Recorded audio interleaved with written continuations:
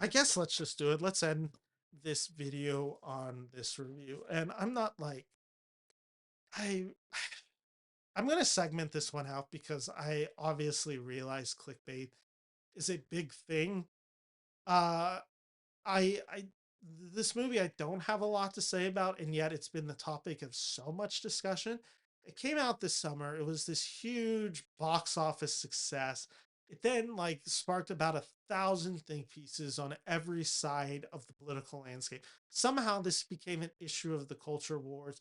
And I understand why. Some of the aspects around this movie are not savory. Some of the characters involved with this movie, sorry, are very unsavory. There's and then watching this movie, you're just like, I don't fully let's just get into this. The movie that I'm reviewing today came out in July, ended up grossing like 170 domestically. And that's also an interesting conversation of how much did it actually gross because of this pay it forward plan that the studio had set up. Angel Studio being the studio that they had set up, the empty theater claims, Jim Caviezel, QAnon, right wing conspiracy theories, child sex trafficking, Pizzagate. We're talking about Sound of Freedom, which is a movie that I saw. This isn't out to streaming that I'm aware of. This is a movie that is available on VOD, so I figured it was a good enough place to put it in this video. Sound of Freedom follows this lawman who is working for an agency that's, I don't think it's CIA, but it's something along this line of like this government agency that is tasked with bringing home and capturing people who are sex trafficking children.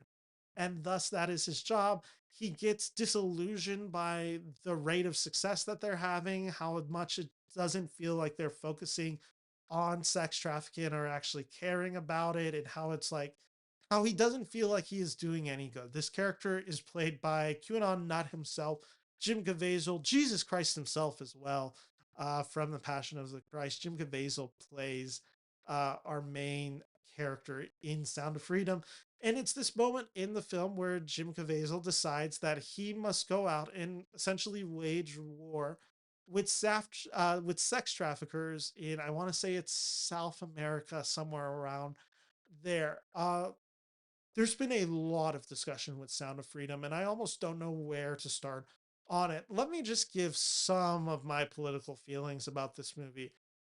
I am obviously of no support of QAnon. I am, if anyone's watched this channel, know that my politics typically lean pretty hard left, and thus anything.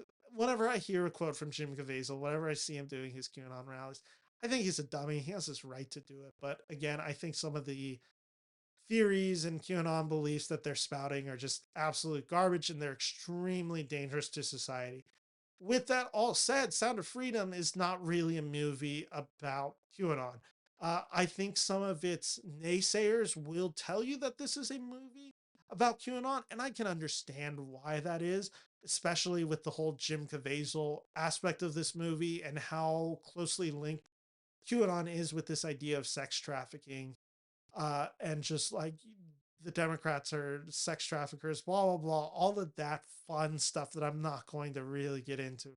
So I understand why the naysayers would not be really into this movie. In reality, it's this pretty generic action drama thriller starring Jim Caviezel, who's not that good of an actor, but he services the role below standard, but not bad. Like, watching this film, it's 2 hours plus and it's fine. Like, I couldn't really say like it's a bad movie. Like, I watched it, I'm like, this isn't the worst movie I've seen all year. There's some really good action set pieces in this film. There's some real genuine moments of terror and tension.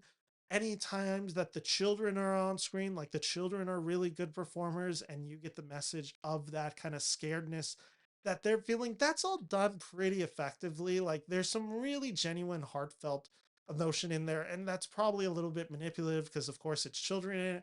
But that is the story that the filmmakers and writers chose to tell. Thus, I don't think that's a discredit to the movie. I think that is just proof that they understood their audience, and also that they knew what would hit at the soft spot of audiences watching this. really what I'm trying to say with Sound of Freedom is it's this movie that is so talked about.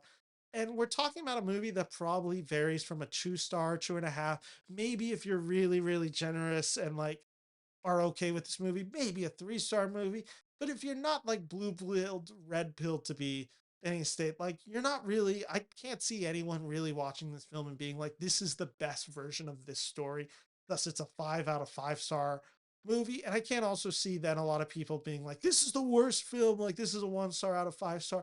I think most people like me who watch it are just like, this is okay in some scenes. It's kind of forgettable. There's some good performances, all of that. Like, I didn't really care about watching Sound of Freedom in any way.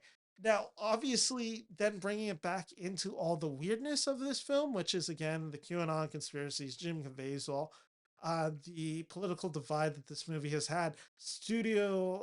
Angel Studios, I think, is the company that released it. Like them, like promoting this movie as this is the movie like you don't want audiences and critics don't want you to see. This is the movie that's been blacklisted by Hollywood, all of that because it gets dropped by Disney. It's a little bit more complicated than that. The context of it is this is a movie that dropped because this was originally going to be released by 20th Century Fox. Fox obviously gets bought out by Disney. Thus, this movie and a lot of movies kind of just get, sold around where it's just like, well, we're not going to release this because it doesn't really fit with our brand or what we want to do. But other studios can be free to bid on it. Like the new Predator movie had that same thing. Like there's been a handful of movies that have had thus it's not like any real big deal or it's not this huge global conspiracy about it. There's ways that the tickets have been sold where you buy a ticket and then at the end of the film Jim Caviezel is like, this is the most important message in a movie that you'll need to see and you need to buy tickets so other people can see this movie for free. There's a lot of real sleaziness with it. Some of the producers have very problematic history. I'm not denying any of that. It's just on if you're actually watching the film, it's not particularly good, and it's also not the worst film I saw this year. Like, it's a pretty average 2 out of 4 star film. There's stuff that works in here, there's stuff that doesn't work, and everything else just kind of feels like the culture war is kind of taking a grab. And again, I totally understand why some of my fellow peers hate this movie and why they would be against seeing this movie. If you don't want to support a movie because it stars Jim Caviezel, like that's completely your right, and I don't blame you. Jim Caviezel is kind of a scumbag, it appears. uh, I saw the movie. I wanted to have my own thoughts on it, and that was my issue. In watching this movie, I didn't really have thoughts to think about. Like I just watched it. I'm like, okay, it exists. That's kind of the best thing I can say about this movie. It exists. It does some things well. It does some things really comes clumsily. Like I said, Jim Caviezel's not a good actor. What else am I supposed to say? Sound of Freedom, 2 out of 4 stars.